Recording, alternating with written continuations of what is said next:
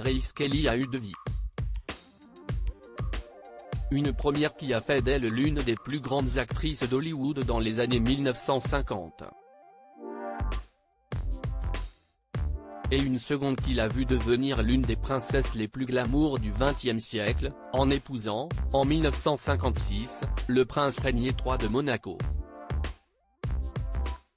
Malheureusement, Sissi est une décision personnelle qui a mis un terme à sa première vie, celle d'actrice oscarisée. Si est un tragique accident de voiture qui a raison de sa vie de princesse, en 1982. Le 13 septembre, la princesse Grace Kelly quitte Rocagel, une commune de la Turbie, près de Monaco, au volant de sa Rover 3500 SV8. À ses côtés se trouve sa fille, la princesse Stéphanie, âgée de 17 ans.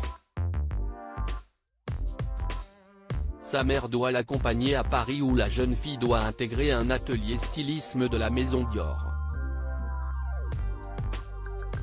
Avant de rejoindre l'aéroport où les attend un avion pour la capitale, Grace et Stéphanie passent par le palais de Monaco.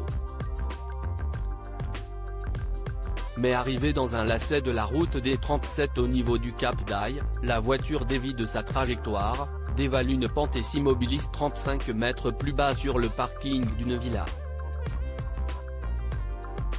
Un AVC a-t-il causé l'accident mortel ? Un voisin intervient et découvre la princesse Stéphanie le visage ensanglanté et hurlant que sa mère est morte. Grace de Monaco a été projetée sur la banquette arrière par le choc. Sa jambe est complètement tordue. Opérée en urgence, elle est victime d'une hémorragie cérébrale et plongée dans le coma.